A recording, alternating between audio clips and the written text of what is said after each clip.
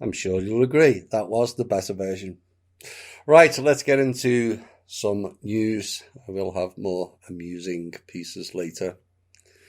Two senior Department of Homeland Security officials have been forced to resign this week by the White House, according to sources familiar with the resignations, and among them was a top official in the DHS cyber arm, who resigned amid a national security shake-up by the Trump administration. Now, Brian Ware, who was highlighted by Q recently, served as Assistant Director for Cybersecurity at the DHS Cybersecurity and Infrastructure Security Agency. They do like to spin the words out, don't they? Anyway, CISA for short. And the DHS Assistant Secretary for International Affairs, Valerie Boyd, also resigned amid pressure from the White House. And the DHS, CISA and the White House all declined to comment. And then Trump announced on Twitter further firings, and he fired the top cybersecurity official Christopher Krebs, whose agency recently issued a statement that the 2020 presidential election was secure. Now, until now, Krebs was the director of the Cybersecurity and Infrastructure Security Agency with the DHS. And Trump claimed, some are saying falsely, some are saying correctly, with evidence or without evidence, time will tell, that a statement from Krebs CISA calling the 2020 election the most secure in history was inaccurate. And Mr. Trump's legal team has failed thus far to present credible evidence of mass fraud, and they are stating, as per usual, that Joe Biden is the presidential-elect. Now, the recent statement by Krebs on the security of the election, it was said, was highly inaccurate in that there were massive improprieties and fraud, including dead people voting, poll watchers not allowed into polling stations, glitches in the voting machines which changed, we'll have more on that later, votes from Trump to Biden, late voting and many more, the president tweeted. Therefore, effective immediately, Chris Krebs has been terminated as the director of CISA. But firing people for security or cybersecurity issues after the horse has bolted makes zero sense to me. You know, Mr. Trump was warned several times that the empire would fire back and was given a simple solution to end the fake pandemic and the election nonsense. He dallied and he failed to act on both occasions. But firing people now, when you had the opportunity to correct it, looks like a lack of personal responsibility. But sadly, he's not alone in that exercise these days, it seems. Meanwhile, back at the ranch, and a month after I warned they would retaliate against Iran, 4 current and former US officials told the Times this week that the president asked senior advisors in an Oval Office meeting last Thursday if he had options to attack Iran's main nuclear site.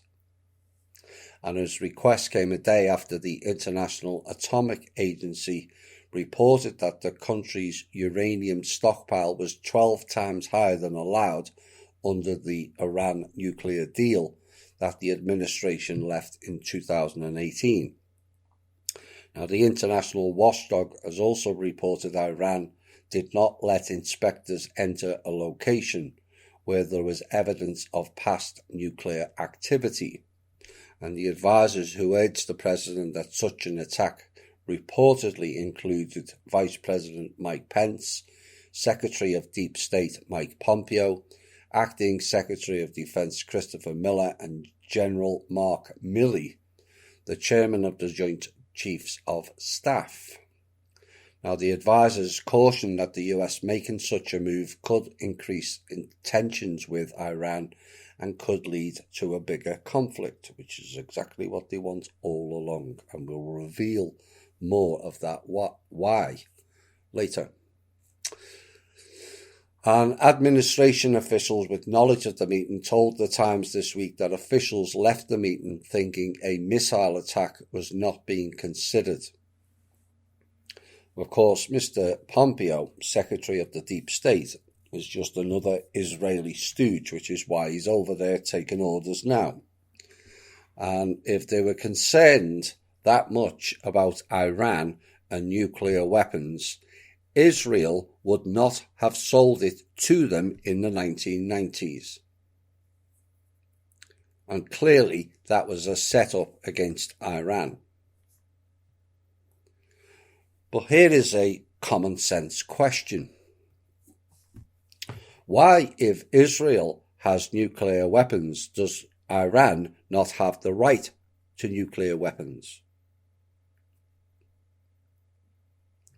This is more evidence of childlike behaviour from our so-called top officials of, well, it's my ball and you can't have it. You know, it is beyond child-level thinking and behaviour. In fact, I do a disservice to children, as most of them would have more grasp of what is right and wrong than politicians and their army of so-called intelligence goons. That has to be the biggest ever misnomer, that calling agency people intelligence, as I see little to no evidence of adult levels of intelligence anywhere within that community. So the Secretary of Deep State is over in Israel. And things always happen. And this is what happened this week. The US has declared an anti-Semitic a prominent international movement which calls for a complete boycott of Israel over its treatment of the Palestinians. You can add Syrians, Libyans, Iraq people, Yemeni people to that list. Not just the Palestinians anymore, is it? And the Secretary of Deep State, Mike Pompeo, said boycott, divestment and sanctions, BDS, was a cancer, adding that the US would stop funding groups linked to it. And the Israeli Prime Minister, or Crime Minister, Benjamin Netanyahu, called the move wonderful. Yes. Israel says, we want you to jump, and America goes, how high? At which point are we going to stop becoming puppets for this fake state? Now, BDS, however, has rejected the charge, saying it opposed all forms of racism, including anti-Jewish racism.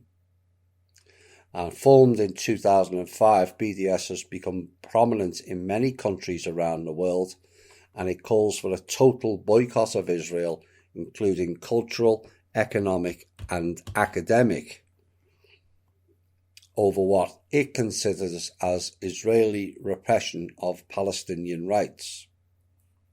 Now, Israel has long claimed BDS opposes the country's very existence, a typical overstatement that, and it is motivated by anti-Semitism, and it vehemently rejects any comparison with the apartheid, the state-sanctioned racial discrimination of black people during white minority rule in South Africa, as a smear tactic.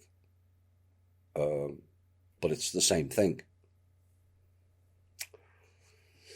So Mr. Pompeo announced the move on his visit to Jerusalem, and he said, we will immediately take steps to identify organizations that engage in hateful BDS conduct and withdraw US government support for such groups, he said, standing alongside the Israeli Crime Minister, Mr. Nutty Asshole. Now, the rhetoric that is being used by Pompeo is spellcasting. Nothing more, nothing less. Using the term hateful. So what is hateful about questioning illegal settlements achieved by bulldozing other people's homes, businesses and farms? And what we've got a question here, because it happens on many levels, is have certain people changed the English language these days, whereby asking questions is now deemed hateful or haterade? And these are terms that are being used to deflect people from questioning the narrative. The problem isn't the people questioning. The problem is why those people denied the question and just spit out words like hateful, haterade and haters.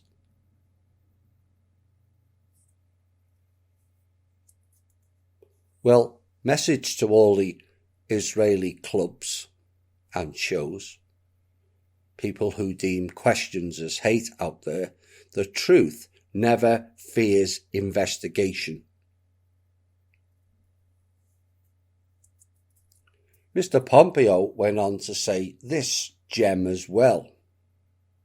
He said, as we have made clear, anti-Zionism is anti-Semitism.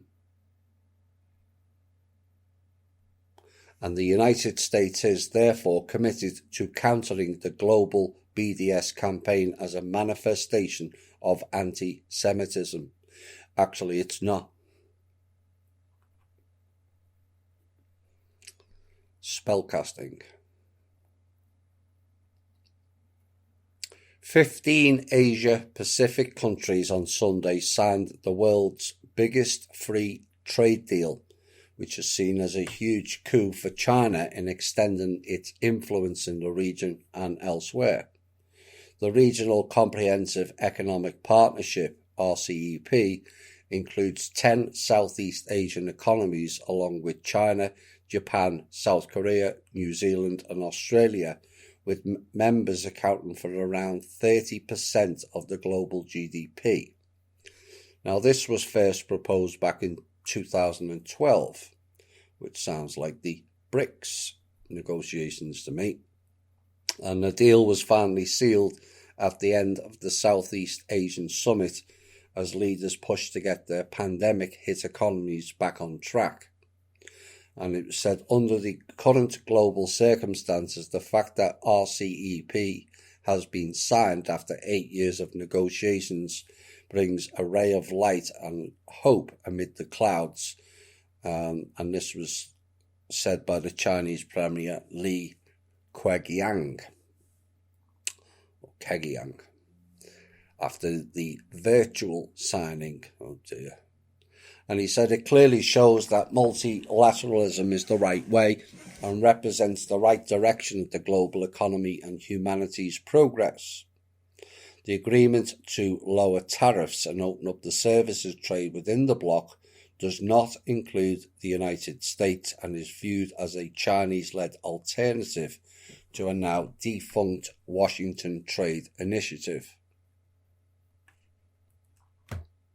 The financial damage that deal will do to Europe and North America will be long-lasting. Until we put into place a country-based self-sufficiency program. And what that does is it increases jobs, it improves the economy, it avoids international conflicts and ends many of the bogus trade deals that operate for and by the clowns. Allies of President Trump have reportedly this week looked into investing in the conservative news outlet Newsmax to compete with Fox News, according to a report out this week.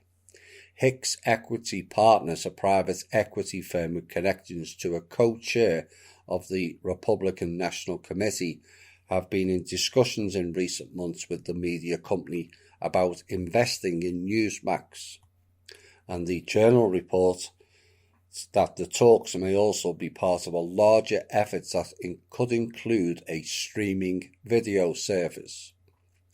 Now, Trump's allies have been exploring ways to compete with Fox News for the past 2 years, and Trump's relationships with the network has been complicated.